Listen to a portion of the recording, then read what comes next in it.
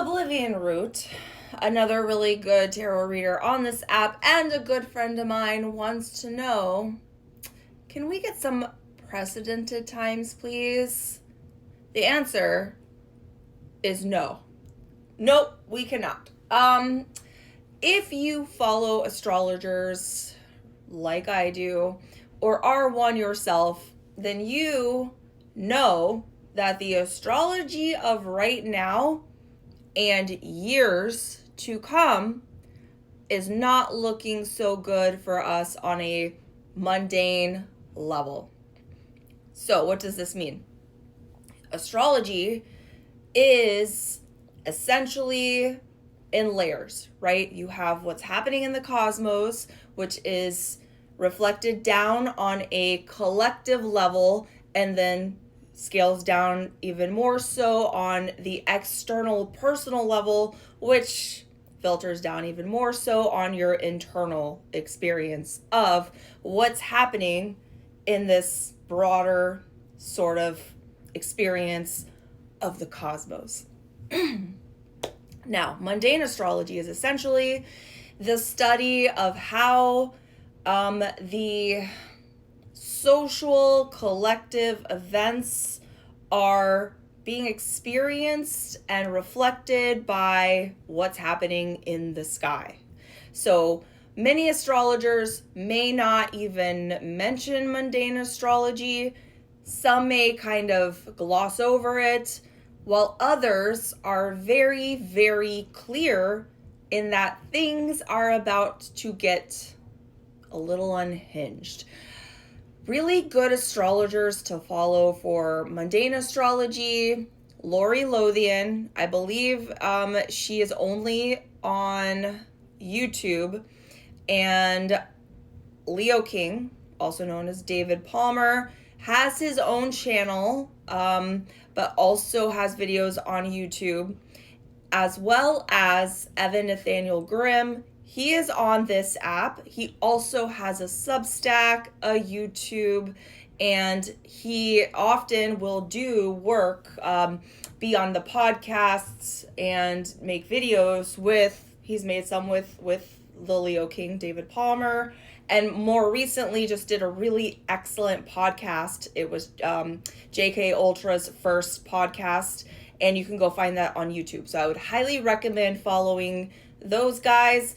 I will add Evan on here just because he's one of the easiest ones to find, and he is very, very concise with his words. He does not mince the messages. He calls it like he sees it, and he is often correct. So, this is all to say, we're going to be okay, all right? Mundane astrology doesn't always hit everybody's chart equally. However, we are impacted by what is going on in the greater world around us.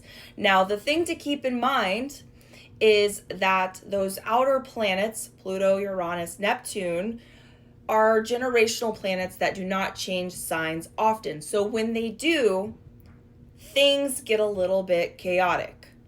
Things change swiftly. And additionally, you also have Jupiter and Saturn that don't change signs as often, although it does happen a little bit more so than with those outer planets.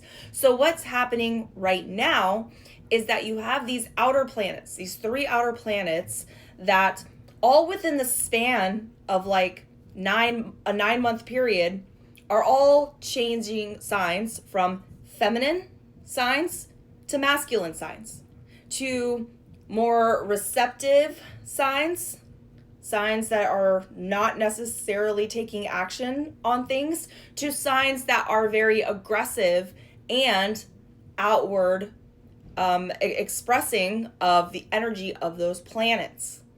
Okay, Pluto moving from Capricorn to Aquarius, Uranus going from Taurus to Gemini, Neptune going from Pisces to Aries. Now there is going to be a little back and forth dance like Pluto did for those other two planets. Then we also have Saturn going from Pisces to Aries as well.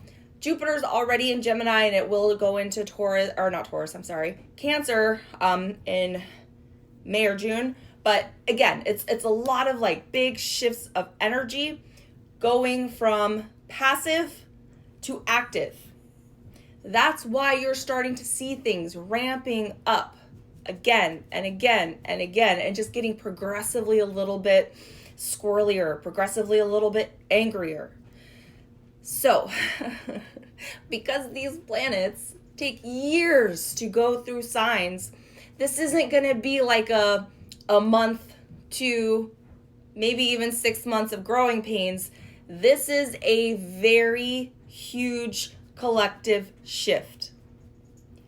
Because these planets all move at different rates, you don't often see them all shifting, especially from feminine to masculine, at the same time, in the same very close window of time. This is huge. This is not something that we can gloss over as astrologers. Now, this doesn't mean we're trying to fearmonger. We're just trying to be realistic and let you know that things are going to be a little bit chaotic. Now, as far as precedented, yes, there have been times where these planets have caused a lot of chaos and that they have moved into signs at similar times. So astrology is the study of patterns and cycles. We have been through terrible things before. We will go through terrible things again, but right now we are going to go through some terrible things. Now, that doesn't mean you're not going to be okay. However, it is practical and smart to prepare yourself. Now, it's better to be over-prepared than under-prepared. It's better to have things and not need them than to need them and not have them. So what I have been telling my people, my friends, is just prepare yourself for the worst. Every time you go to the grocery store, maybe throw in an extra $5 to $10 worth of items that have a longer shelf life. Make sure you have enough water, a gallon per person per day.